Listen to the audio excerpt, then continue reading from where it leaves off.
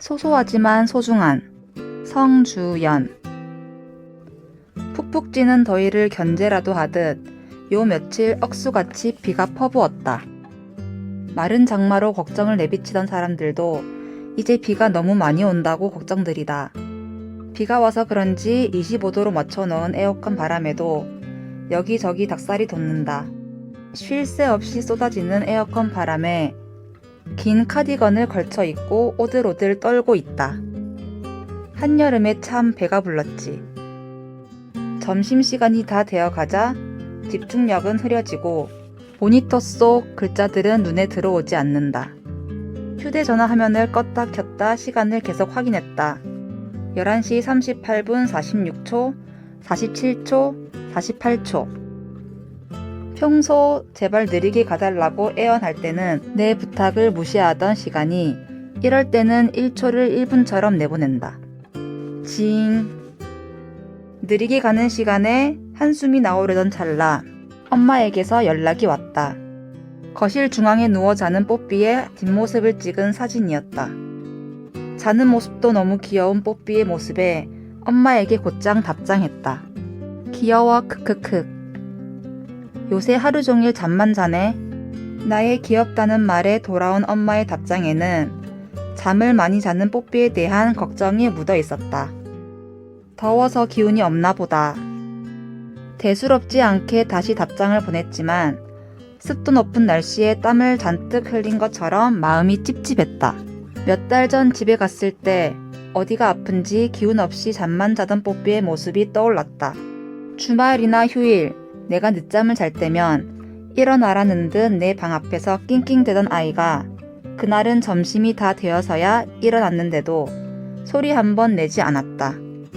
나를 보고도 일어났냐는 듯 고개만 들어 올려다볼 뿐 미동조차 하지 않았었다.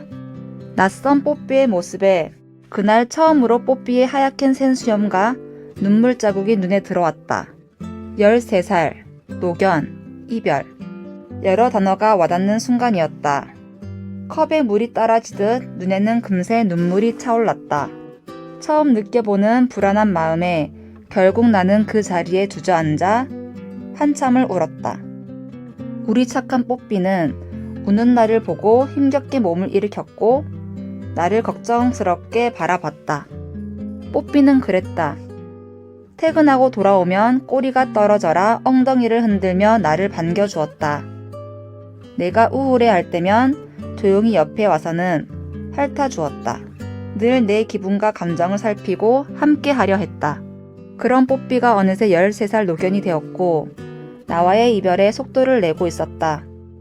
다행히 하루가 지나자 뽀삐는 전보다 더 기운을 차렸고 며칠이 더 지나자 컨디션을 완전 회복했다. 그날 이후 나는 틈만 나면 체면을 걸듯 스스로 되뇌었다. 그래, 그때도 며칠 지나서 괜찮아졌잖아? 13살 노견이 어떻게 예전 같을 수 있겠어. 또 다른 날에는 날씨 탓을 했다. 날씨 때문에 그럴 거야. 사람도 지치는 날씨인데 온몸이 털로 뒤덮인 뽀삐는 오죽하겠어? 돌아오는 일요일에 초복을 맞아 집에 가서 우리 뽀삐 몸보신이나 시켜줘야겠다고 다짐했다. 삐삐삐삐. 현관문 비밀번호를 누르자 여느 때처럼 뽀삐가 나를 반겼다. 빙글빙글 돌았다가 벌러덩 누웠다가 폴짝폴짝 뛰었다가 난리 부르스를 치고서는 나에게 달려와 폭 안긴다. 아이고 이뻐라 아이고 이뻐라. 예쁘다며 쓰다듬는 나를 보고 뽀삐가 더 활짝 웃는다.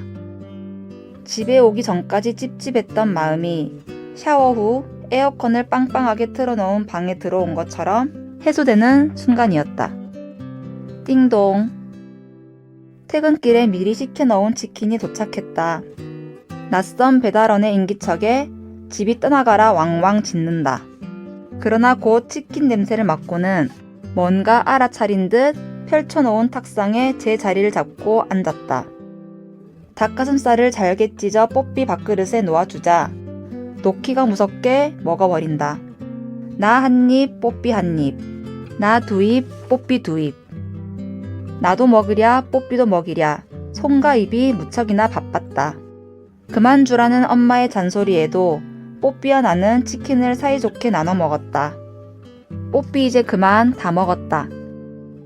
얼굴 앞에서 빈 손바닥을 펼쳐 보이자 내 말을 이해한 건지 치킨 상자를 힐끗 보고는 내 옆에 와 털썩 기대 앉았다. 늘 짝다리를 짚고 앉는 뽀삐의 다리 사이로 치킨을 잔뜩 품은 배가 삐져나왔다. 배를 쓰다듬자 따뜻한 뽀삐의 체온이 전해졌다. 배부르고 시원하니 기분이 좋은지 뽀삐는 벌러덩 배를 뒤집고 누워 나를 보며 방긋방긋 웃어댔다. 말랑말랑 마이구미 젤리 같았던 발바닥은 사포처럼 거칠어졌고 핑크색이었던 배는 검버섯 같은 얼룩이 군데군데 펴있었다. 털도 윤기가 사라져 푸석푸석했다. 부쩍 늙어버린 자신을 보며 내가 얼마나 애가 타는지 뽀삐는 알까? 모르겠지. 알면 저렇게 해맑게 웃을 수가 없을 거다. 괜히 약이 올라 뽀삐의 수염을 살짝 잡아당겼다. 하지 말라고 아빠를 희적대는 모습이 우습기도 하고 귀엽기도 해. 입꼬리가 희죽 올라간다. 열어놓은 거실 베란다 창문에서 바람이 불어온다. 미지근하지만 열을 식히기엔 충분했다. 여름 냄새를 가득 실은 바람이 거실 곳곳을 스치고 사라졌다. 바람이 지나간 자리에 뽀삐의 털 한 올이 나풀거렸다. 가늘고 새하얀 털이 점점 멈추어가는 바이킹처럼 느린 곡선을 그리며 떨어졌다. 내 눈에는 그것들이 봄바람에 흩날리는 민들레 홀씨 같아 보였지만 엄마에게는 아니었나 보다. 여기저기 날리는 털들을 본 엄마는 냅다 뽀삐를 붙잡고 돌돌이로 뽀삐의 몸 구석구석을 밀어대기 시작했다. 어유 이 가스나, 온 천지가 네 털이다. 엄마에게 붙잡혀 돌돌이로 온몸을 정리당하는 뽀삐는 이 상황이 익숙한지 날 잡아 잡수쇼 하며 체념한 표정이다. 그런 뽀삐를 바라보는 엄마의 눈은 반달이 되었고 아빠의 입은 누운 초승달이 되었다. 거실 베란다 유리에 비친 지금 우리의 모습은 꽤 행복하고 화목했다. 뽀삐가 없었다면 치킨을 다 먹고 각자의 공간으로 해산했을 우리다. 언제쯤이 될지는 모르겠다. 그러나 곧 다가올 가까운 미래임은 분명하다.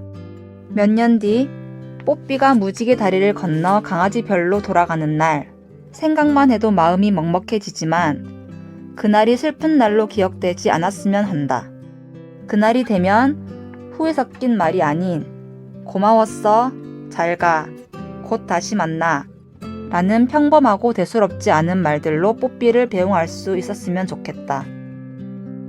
8월의 미지근한 바람과 진한 여름 냄새, 먹다 남은 치킨 조각들, 흩날리는 털, 엄마의 현란한 돌돌이 돌리는 소리, 그리고 뽀삐의 체념한 듯한 표정. 소소하지만 소중한 순간들을 놓칠세라 열심히 눈에 담아본다. 글을 쓰면서 나와 뽀삐의 시간이 다르다는 것을 새삼 깨닫게 되었습니다. 나의 1년이 뽀삐의 7년이었다는 사실에 마음이 촉박해지기도 했습니다. 늘 저에게 7배의 사랑을 주었던 뽀삐에게 이제는 제가 그만큼의 사랑을 더 주려고 합니다. 어느 누구라도 좋습니다. 여러분도 소중한 존재와 함께하는 시간에 늘 최선을 다하길 바랍니다.